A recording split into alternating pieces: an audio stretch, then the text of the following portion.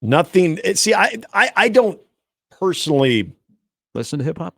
No, I do. But so we just came back with Little M, Little Dre, like the Chronic. It's Old probably guard. Yeah. They forgot about Dre. But be careful on what I quote from that song. Like the Chronic is one of my favorite albums ever. To me, is probably like my peak listening of hip hop. So I don't know if I'm just so closed off on anything new because it doesn't sound like what I used to listen to with Dre, with Cypress Hill, old school, even old school LL. Like when we play Bad, like that's old school LL. Like those are the things that having three older brothers that you would hear when you were little. Absolutely. Yeah. And I loved it. So everything that sounds so different, I don't know if I'm just so closed off. Shout out The Grind on MTV. So I can't say we haven't produced 4 o'clock every day. Yes, absolutely. Every damn day. You're right. After Springer. I can say this. It's not for me. Doesn't mean if me as 16-year-old in 2024 is now experiencing a potential new Dre or Snoop, any of Cypress Hill, Wu-Tang. I don't know. I'd have to ask them. I'm with you, but I don't want to say stars. You just rattle off guys that are old. I know. You just took me back to a good time in life. Yeah. Hey, and now I'm back here. That was banger after banger Beastie out of Boys. hip hop. But hip hop is decaying. It's just not for me anymore. Just is. That's why I'm a hustler. I'm only after the backing. Did Taylor Swift kill hip hop? So we discussed Nebraska volleyball went out to Kearney. They played their spring exhibition. Great to see Lindsey Krause back, by the way. Mm-hmm. Even she's only 75%, but great family and her importance to Nebraska volleyball. I mean, she was on the trajectory last year before she just had a rough year. I mean, got in a car accident, got injured. I hated watching when they would show the bench during matches as Nebraska was making the run to the championship, because Lindsey was there on crutches and that familiar smile was nowhere to be found. So it's great to see that 75%. She looked really, really good. I mean, the variety of shots she was able to pound on Saturday, that might be the All-American potential Lindsey Krause could be back, which is awesome, but she's still got a ways to go. But athletes that are put on the side with injuries and then have to do the whole rehab process, it can be very, very lonely. And all of a sudden when you're smiling a lot, like that's why I like Ann Edwards. Ann Edwards is always smiling. Yeah. Lindsey was she was always smiling. Cold-blooded killer with a smile on your face. Then when you're not out there, you look sad. And so it was great to see that on Saturday that is back, and what she would add to this team that has got freshmen that don't look like they're bothered by, they don't have the deer in the headlights. Yeah. So they get 5,094. Not everybody can get in the Devaney Center. So John Cook has kept this tradition going of we'll take it to you. You might be able to get seats to come watch us, but we're going to come to your community. And it's a big deal. Huge deal. They sign autographs. They're there for hours and hours. So Matt Rhule comes to town. Ironically, after we had talked about the brand in Omaha, and then Sip wrote a good article on On3 yesterday about it. And Rhule has addressed this about Lincoln, Omaha, the difference. What do we got to do in Omaha? And I've told you about the network that is here that he can lean into, whether it be Abdul Muhammad, who is ingrained in the North Omaha Boys and Girls Club, which is golden.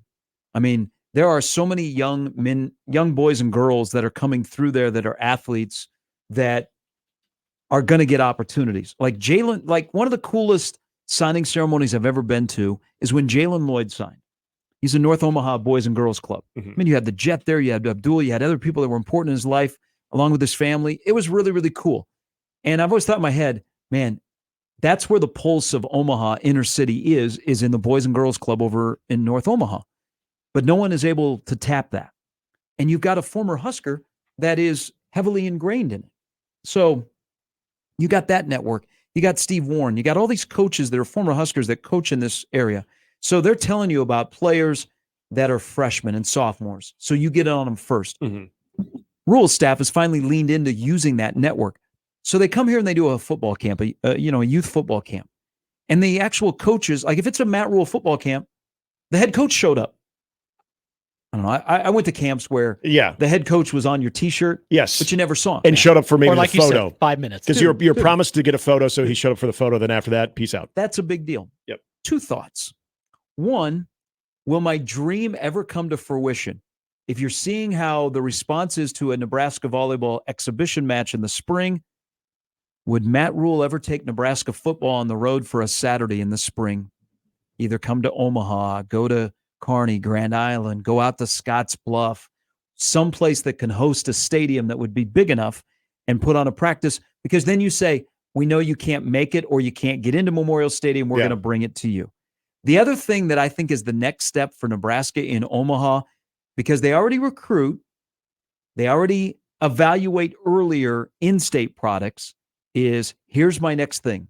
If you really want to start to build the brand of Nebraska football in the city of Omaha, you're going to come here and do a youth camp, include current players that are Omaha guys, include, if you can, I don't know the stipulations, include other people that are attached to Nebraska that are in the community, and you bring your staff. Why don't you go to Hale? Why don't you go to Monroe?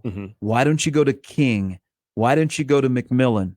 4 inner city middle schools where middle school football, I know you're not into this, but I kind of am, because there's the recruiting aspect, which blows me away to go to one of these. Like the middle school championship in this town is a big deal.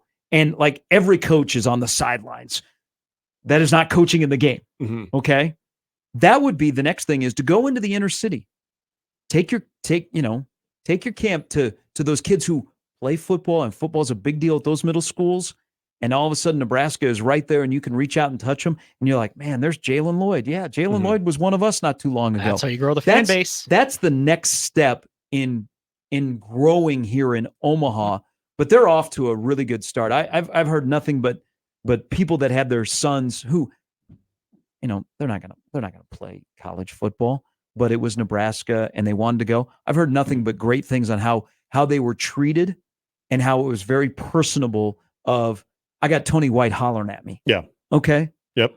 My kid is in 5th grade and Tony White is hollering at him to do the drill right. I'm like, kid, you'll never understand. That's going to be one of the highlights of your life. Or one day you will, and tell people Tony White yelled at you when you were a kid. This was from a standpoint of the conversation we had on Friday.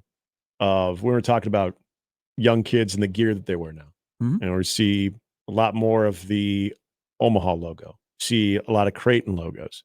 You see some Nebraska, but not as much when we were growing up.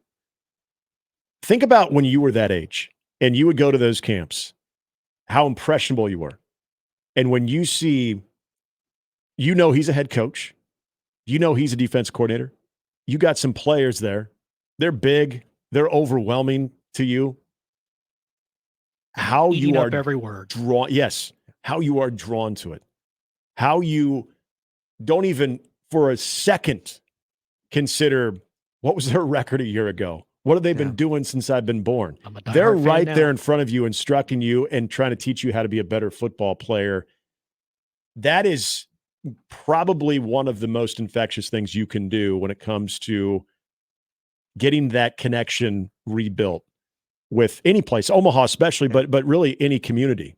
And I think about all those camps that Nebraska baseball does a really good job of this. And Creighton baseball, I'll give them credit too. They do a really good job Does of this. Nebraska baseball still do the summer camps? The tour. So Van Horn, they used to, Childress, and Anderson would do a tour of the state, and it would be them 3 and then like a random 6 players they would bring, but they would come to your field. Yes. So they did. I don't know if they're still doing as many as they were, but I know when Curtis Ledbetter was operations manager, he headed up all the Nebraska baseball camps, and they would have usually about, I don't want to miss the number, but it was usually around 8, and they'd go to smaller communities. And I think they usually would do one in Omaha, or at least in the area. But having that type of connection with your young fans and the parents as well that appreciate that. And then the kids are coming home. They want to go to a game. They want to see this. So from a standpoint of getting back into an area that maybe you took for granted a little bit, but also serving the purpose of having younger fans back into your product, regardless of what your record is step number 1 that I think is absolutely genius. And I hope you continue to see them do this more. But to your point about the middle school level, the competition, and just like baseball, there's a lot of different leagues. There's, select teams and what have you. But then you get into the middle school part of it as well. I always felt that there are coaches and more old school coaches that felt like, I don't want to go down that road because I appreciate former Husker or former alum telling me where the talent is, but I don't want to open up that Pandora's box of people telling me how to do my job. And that's not what these guys are necessarily doing, but I think there are coaches that feel like they already know what their recruiting plan is. And if it doesn't include that part of it, they don't want to divert from their original plan. Matt Rhule and I think other coaches in this era are extremely open to how they go about recruiting, even if it's a little bit more non-traditional. So if it is giving a look at a 7th or 8th grader, or at the very least being able to see guys like that at camp, and then you start to get input from those coaches that are developing them. And so you have that right there, that type of inside track, because you've already been able to introduce yourself. You've already been able to be a part of a camp. You've been a part of teaching them. They're going to be drawn to that. And if a lot of these guys continue to develop, you already have that inside track. I just think there are older coaches that resisted that at times. And maybe I'm off on why they did, but I just feel like that's more time that they have to put into recruiting, which is already busy. And they don't know if they're necessarily going to be looking at a 13 or 14-year-old right now. But more than anything, the type of goodwill that you put into that effort, it's going to pay off, where you're going to get, I think, every year when those guys are of age and you're offering, say, a freshman or a sophomore, the occasional 8th grader, you're going to get those guys hooked, and they're going to feel that loyalty as well. You ever been to the 8th grade middle school championship for football in this city? No. And I remember when I was in middle school. Oh, my God. We were – so we after played – this, now you got me wanting to go. So it was supposed to be at Omaha Central, at Seaman, and other coaches in the Metro object because that would be an unfair advantage. It's, first of all, it's actually, okay, I'm talking about 8th grade football. Right. Actually pretty high level. I've seen Friday Night Tykes. But I went to see, because that's where I first saw Calvin Strong, by the way. Okay. I just went to see what other coaches would be there. Mm-hmm. That's almost as good as the game itself. You got to be there. You're not at the 8th grade. If you're not on Sundays watching 8th grade football in this town at the championship, what are you doing? Well, I do need a new football team, so maybe I should take this in. It's so different because when I was in middle school, it's pretty good football. We played it's now Millard United, but it was Kingswood Athletic Association, and the middle school part of it was, I think they only played like 4 games, and it was really watered down. So if you were going to play at the middle school age, you're going to play football. You played with either the Gladiators, you played with North Omaha Bears, you played with Little Vikes, BJSA, or Panthers is who I played for. Eric Crouch was on that team. And it was, I remember when we played North Omaha Bears, and Pernell Walton was on that team. I think Amon Green was there the year before. They have the full Bears uniforms too, which again, there was just so much about that. You're like in awe. But those were some battles. And I remember this was when Crouch was starting to get on the radar. And there were always rumors. Now, I never saw any person with my own eyes, but people who remember Eric's recruitment, Notre Dame and Florida State were in on that as well. There was always rumors. And this was when Florida State was really popular. This was the fast break offense and everything that was kind of sexy about college football's offense at that point. There were rumors. It wasn't Bobby Bowden, but there were Florida State reps that were at those games peeping on Eric Crouch. Never saw him, don't know if it was true, but I believe you when you say, because I think the middle school part of it is now probably ramped up as far as what you actually get out of the middle schools themselves, as opposed to, well, you live in the area, you can play for this select team, that there's a lot of interest. And there was always, especially if there is someone, again, Amon Green would be another great example that, all right, this dude is only going to get better. He's going to be a stud. So you start getting some of those coaches that at that time, especially we're talking early 90s here, at that time, probably it was unheard of to go watch an 8th grader and possibly offer him the following year. But now this is what happens. Didn't Tayshaun Prince, who is now at Central, I believe that he was offered before his 9th grade year, and Tayshaun will be junior at Omaha Central. Well, who was the one who was just the running back that's in the Benson program? I thought, wasn't there a running back that just last year was offered as an 8th grader? Haney from Central will be a sophomore. Maybe that's who I'm thinking of. Okay, that might be what I'm thinking of. And it's a lot more common now, and you see bigger schools. I mean, hell, even Nick Saban at one point offered an 8th grader a few years back. So yeah, I'm not comfortable with offering 8th graders, but going to watch the 8th grade championship in this town. and it's one thing to Just watch. keep an eye. I was like, hey, I know that guy.